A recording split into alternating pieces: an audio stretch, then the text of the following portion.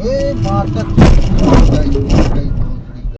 आज जो वीडियो मैं आपको दिखाने जा रहा हूं उसे देखकर आपका गुस्सा और डर दोनों बढ़ जाएंगे। हम अक्सर सोचते हैं कि अगर हम सही स्पीड पर हैं और अपनी लाइन में हैं तो हम सेफ हैं, पर हाईवे पर आपकी सेफ्टी सिर्फ आपके हाथ में नहीं होती बल्कि सामने वाले की नीयत पर भी डिपेंड करती है। कार अपनी स्पीड में है जो कि हाईवे के हिसाब से एक नॉर्मल क्रॉसिंग स्पीड है और वो अपनी राइट ओवरटेकिंग लाइन में है। सामने एक बड़ा ट्रक चल रहा है। जैसे ही कार ड्राइवर ने सोचा कि अब ओवरटेक करने का सही वक्त है, उसने अपनी स्पीड मेंटेन की। लेकिन ध्यान से देखो, जैसे ही कार ट्रक के पिछले हिस्से तक पहुंचती है, ट्रक वाला अचानक बिना किसी इंडिकेटर के, बिना किसी वजह के स्टीयरिंग को राइट साइड में मोड़ देता है। उसने कार को डिवाइडर और अपने ट्रक के बीच में फंसा दिया। यहाँ कार वाले के पास ना तो ब्रेक लगाने का वक्त था, ना ही कहीं निकलने की जगह। कार डिवाइडर से टकराती है, धूल का गुब्बारा उठता है और गाड़ी सीधा डिवाइडर पर चढ़ जाती है। और सबसे घटिया बात पता है क्या है? इतना बड़ा एक्सीडेंट करने के बाद भी ट्रक वाले ने एक सेकंड के लिए भी ब्रेक नहीं मारे। उसे पता था कि उसने क्या किया है, लेकिन वो वहां रुका नहीं, वो वहां से फरार हो गया। इसे कहते हैं हिट एंड रन। ऐसे ड्राइवर्स की वजह से ही हाईवे पर लोग मरते हैं। उन्हें लगता है कि उनके पास ट्रक है तो वो छोटी गाड़ी वालों को कैसे भी दबा सकते हैं, पर इन्हें ये नहीं पता कि आजकल जमाना बदल गया है। कार में लगा था डैश कैम, एक एक सेकंड की फुटेज रिकॉर्ड हो चुकी थी। ट्रक का हुलिया, उसकी हरकत, सब कुछ क्लियर है। दोस्तों, भले ही गलती यहाँ ट्रक वाले की है, पर हमें अपनी तरफ से 100% सावधान रहना पड़ेगा। कुछ बातें हमेशा याद रखें। पहला, ब्लिंड स्पॉट। बड़े ट्रक के साइड में ब्लिंड स्पॉट्स होते हैं जहां उन्हें छोटी गाड़ियां नहीं दिखती। कभी भी ट्रक के बिल्कुल बगल में ज्यादा देर तक ना रहें। दूसरा, हॉर्न और डिपर। ओवरटेक करने से पहले हॉर्न बजाओ और दिन में भी डिपर दो, ताकि ट्रक वाले को पता चल जाए कि पीछे से कोई आ रहा है। जब तक वो थोड़ा लेफ्ट ना हो जाए तब तक ओवरटेक ना करें। और हमेशा ये मानकर चलो कि सामने वाला गलती करेगा। अगर ट्रक थोड़ा सा भी शेक हो रहा है तो समझ जाओ कि ड्राइवर नींद में हो सकता है या वो ध्यान नहीं दे रहा।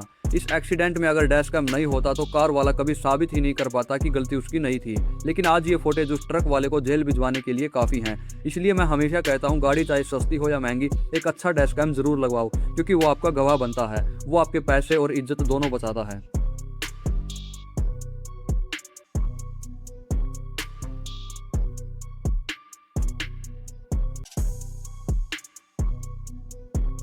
आप रोड पर सही चल रहे हो, नियम मान रहे हो, पर सामने से कोई यमराज का दूत बनकर आ जाए तो आप क्या करोगे?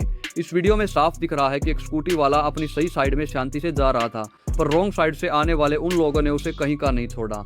ये बाइक और स्कूटी वाले जो रोंग साइड से चढ़े आ रहे हैं, इन्हें पता है कि सामने से ट्रैफिक आ रहा है, स्पीड तेज है, फिर भी इन्हें इतनी जल्दी है कि ये शॉर्टकट के चक्कर में किसी की जान लेने पर उतर आए हैं। इनकी हिम्मत देखो, सामने से आते ट्रैफिक के बीच में घुस रहे हैं। इन्हें लगता है कि रोड इनके बाप की है। जब कोई रोंग साइड से आता है तो वो सामने वाले का रास्ता ब्लॉक कर देता है, और जो बंदा सही साइड से आ रहा है वो तो एक्सेप्ट ही नहीं कर पाता कि सामने से भी कोई आएगा।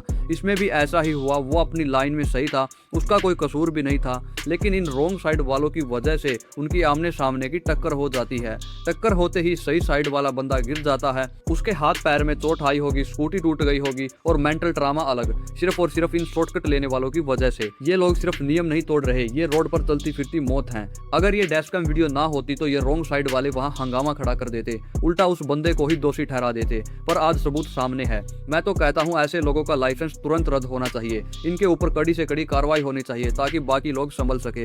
इन्हें लगता है कि रोंग साइड निकल जाएंगे तो हीरो बन जाएंगे, पर असलियत में ये रोड के दुश्मन हैं। इनकी वजह से ही आज वो स्कूटी वाला हॉस्पिटल में भी हो सकता था। दोस्तों, ये वीडियो दिखाने का मकसद यही है, रोंग साइड वालों को पहचानो। अगर आप भी ऐसा ही करते हो तो याद रखो, किसी दिन आपकी वजह से किसी का घर उजड़ सकता है। शॉर्टकट के चक्कर में मौत को बुलावा मत दो।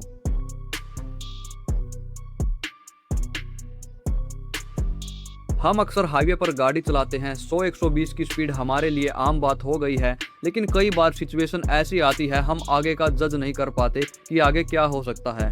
हम देखेंगे कि कैसे एक ड्राइवर की छोटी सी गलतफहमी मौत का कारण बन सकती थी, और कैसे चैन रिएक्शन एक्सीडेंट होते होते बचा। रात का समय है, गाड़ी नॉर्मल स्पीड में चल रही है, उसके आगे ट्रक चल रहा है। यहाँ ट्रक वाले ने इंडिकेटर देकर कार वाले को इशारा दिया, जो कि एक समझदार ड्राइवर करता है। हाईवे पर ट्रक वाले अक्सर इंडिकेटर का इस्तेमाल पीछे वाली गाड़ी को अलर्ट करने के लिए करते हैं। जब ट्रक वाला सडनली इंडिकेटर दे और अपनी लाइन छोड़ने लगे तो इसका मतलब ये नहीं है कि वो ओवरटेक कर रहा है। इसका मतलब ये भी हो सकता है कि आगे कोई खड़ा है। लेकिन कार वाले ने क्या किया, उसने सोचा शायद ट्रक वाला बस लाइन बदल रहा है, उसने स्पीड कम नहीं की। ये ओवर कॉन्फिडेंस ही एक्सीडेंट की सबसे बड़ी वजह होते हैं। ट्रक जैसे ही साइड हुआ, कार के सामने अचानक एक खराब ट्रक प्रकट हो गया। यहाँ कार ड्राइवर ने हार्ड ब्रेक मारे। उसकी किस्मत अच्छी थी कि एबीएस ब्रेकिंग सिस्टम ने काम किया और गाड़ी स्पीड से बच गई। सोचिए, अगर कार ड्राइवर हड़बड़ाहट में स्टीयरिंग घुमाता तो आज हम ये वीडियो नहीं देख रहे होते, बल्कि किसी के मौत की खबर सुन रहे होते।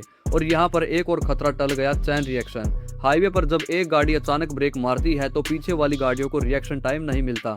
एक के पीछे एक 5 से 10 गाड़ियां आपस में भिड़ जाती हैं। आपने कई बार सुना होगा अचानक ब्रेक मारने की वजह से 10 से 15 गाड़ियां भिड़ी। वो सिर्फ ब्रेक मारने की वजह से नहीं बल्कि इस वजह से होती है वो सामने वाले के सिग्नल को समझ नहीं पाते और सेफ डिस्टेंस मेंटेन नहीं करते। इस वीडियो से हमें सीखना चाहिए, अगर कोई ट्रक वाला अचानक सिग्नल दे रहा है तो सावधान हो जाइए। वो आपका दुश्मन नहीं बल्कि आपको सचेत कर रहा है। और रात के वक्त अपनी हेडलाइट्स और रिफ्लेक्टर हमेशा चेक करें। अगर आपकी गाड़ी खराब हो जाए तो कम से कम 50 से 100 मीटर पहले वार्निंग ट्रायंगल जरूर रखें।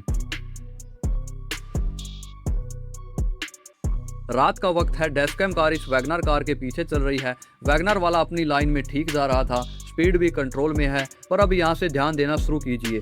गाड़ी हल्की सी राइट की तरफ झुकने लगती है, बिना किसी इंडिकेटर के, बिना किसी मोड के। यहाँ पर ड्राइवर का दिमाग शायद ब्लैंक हो चुका था। इसे कहते हैं माइक्रो स्लिप। इसकी आंखें तो खुली होती हैं पर दिमाग सो जाता है और गाड़ी सीधा कंक्रीट रेलिंग से जा टकराती है। दोस्तों ये टक्कर इतनी जोरदार थी कि गाड़ी का अगला हिस्सा और साइड पैनल पूरी तरह रगड़ा गया। वो तो शुक्र है वैगनर ने पलटने की बजाय वापस रोड की तरफ रिबाउंड किया। अगर ये गाड़ी पलट जाती तो पीछे से आने वाली डैशकैम कार के पास रुकने का वक्त ही नहीं होता। और अब बात करते हैं चैन रिएक्शन एक्सीडेंट की।